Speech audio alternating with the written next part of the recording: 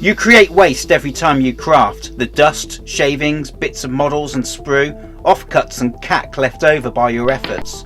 Are you dusting this up and throwing it away?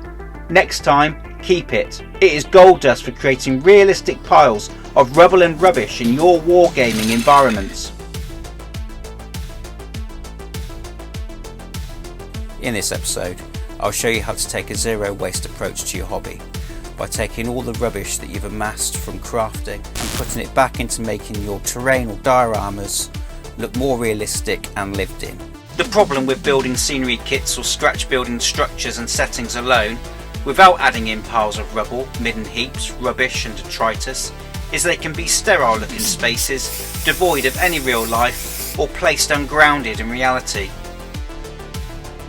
Where there are ruins, we should expect rubble. Where mass civilization exists within slums and ghettos, we should expect midden heaps and rubbish. And where there is vegetation or biomatter, dead or alive, we can add detritus. These collections are distinct with specific appearances.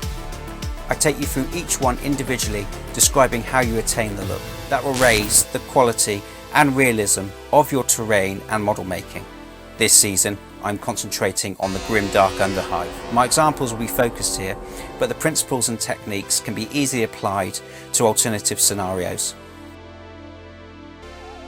Now that we've set the scene, let's now get into the making of the different piles.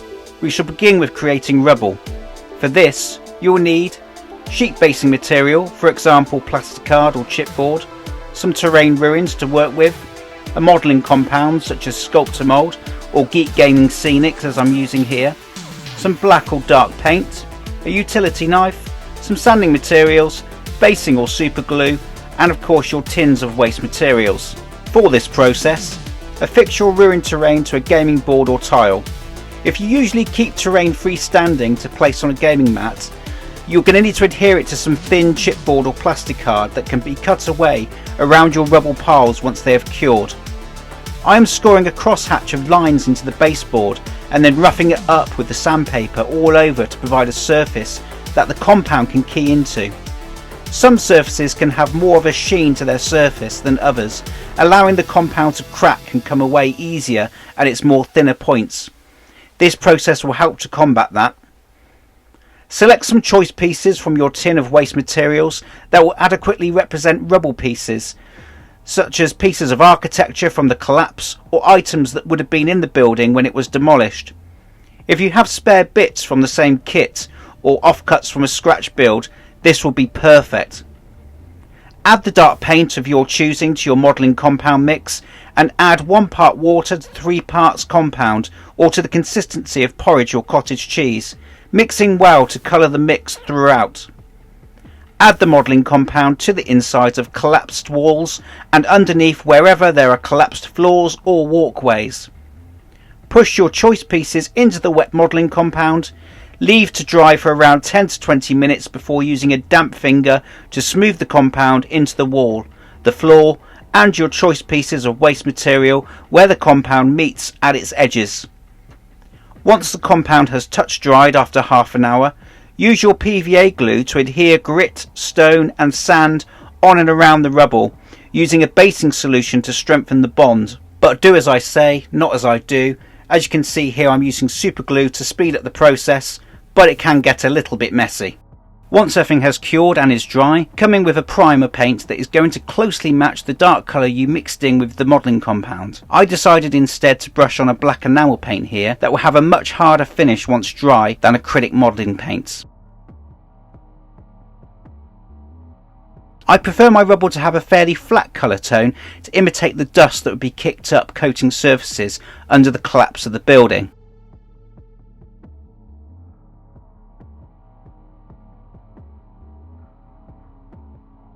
Let's move on to midden heaps. Like the previous tutorial, we want to use modelling compound to create a mound of some description within our terrain. Rather than piling it into the corners like rubble in this instance, midden heaps are more likely to be freestanding. We can also choose a variety of textures, from very low lying bits of litter on a mound which we want to be quite colourful, to larger pieces such as pipework or disposed of items that our denizens of the underhive no longer find useful. I'm not alone in my thinking on this type of material that is going to be left in the underhive either. Brian Paul Rees has been littering his terrain with a material that he has coined #battlespice. It is a combination of regular flock plus some very colourful pieces which look like indescript pieces of plastic. If you would like to know more about this, Brian has actually released an article on how he creates this in great detail over on his Patreon. I've left a link of where to access this down below in the description.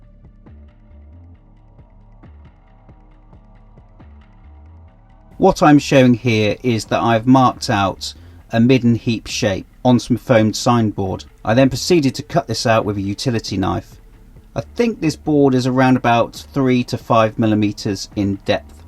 So what I looked to do was cut around all the edges to bevel the mound so that it slants down into the ground, so you get a nice sloped finish. I then tore up an old cork placemat, getting a shape that would build up the inside of the mound for me, and I was looking to produce something that sort of resembled two peaks. I secured all of the corkboard layers to the foamed signboard using super glue and pushed down firmly in order to get a nice strong bond just before applying my dark pigmented modelling compound across the whole surface. Like the Rubble tutorial, whilst the modelling compound was still wet, I took some chosen pieces from my tin of rubbish material and stuck these into the modelling compound. I then used a slow drying super glue and applied this to the surface around the chosen pieces that I've just pushed into the modelling compound. With that done, I was then able to get some of the dusty bits and smaller pieces from the bottom of the tin that collect there and sprinkle these all over the mound. This gives us a perfect Midden heap texture. Alternatively, you could cover a whole floor underboard using this sort of technique like I have here. Next up, rubbish piles, and I really like this one for its simplicity. It's really easy to make little trash bags and cardboard boxes which you can litter around your terrain, and they seem to provide so much impact to the atmosphere. You'll need some grit, small stones or some kitty litter as I'm using here, plus the material from a real refuse bag. So we're going to cut out a square around about 5 centimeters by 5 centimeters squared, place the kitty litter or grit in the center, pull up one corner and then pull up an opposite corner and bring these together into your fingers. Clasp one of the other corners that is lying flat and its opposite and pull those up into the little bundle that you have in your fingers as well, which will create a nice little pouch. Simply twist around, get some super glue, put a little splodge on top, and what I like to do is, just to get a really nice firm hold straight away, just use a little bit of activator spray and that holds everything in place nice and secure. You'll probably find the ends are a little bit long, so take some scissors and just do a little bit of trimming just to cut it down to the scale that we need for this sort of miniature trash bag. Returning back to the battlespice, you can actually create some see-through bags as well. So what I've done here is, rather than using a refuse bag, I've used a sandwich bag, and again cut that into a 5 centimeter by 5 centimeter square, sprinkled some battlespice into the middle, pulled up into a pouch as previously and super glued and secured, doing all the trimming as before, and it's a nice alternative. If you're not using battlespice, you can also collect some small little plastic pieces from your collection and use that instead. You just want to ensure that they are nice and colourful.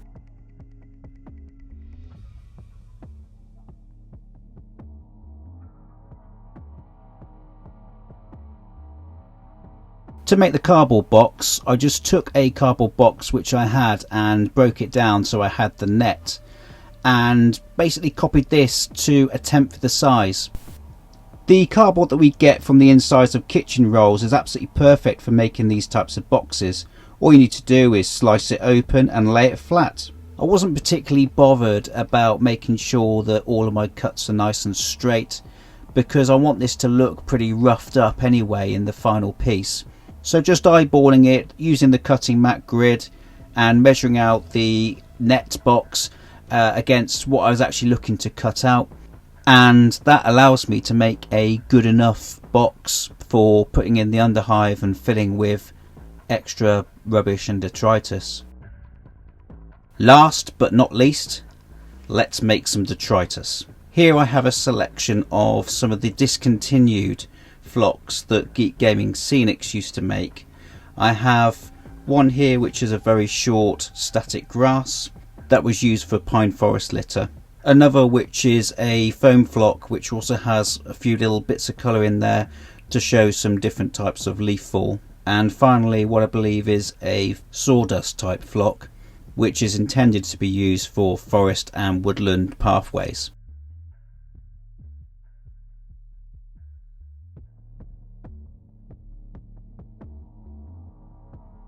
What I'm getting at here is you can use different types of materials depending on the type of detritus that you're looking to model.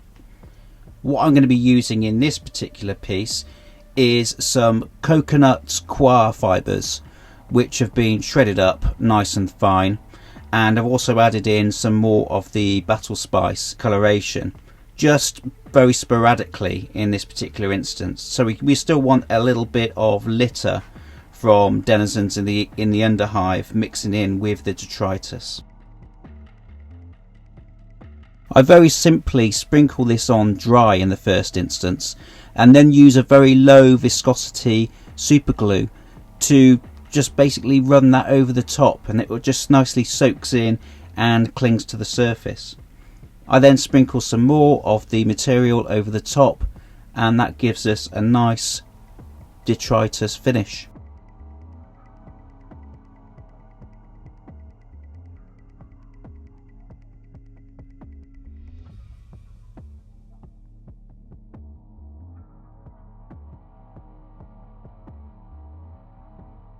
I think of the piles of cack that I've shown how to add today as being essential but not foundational techniques.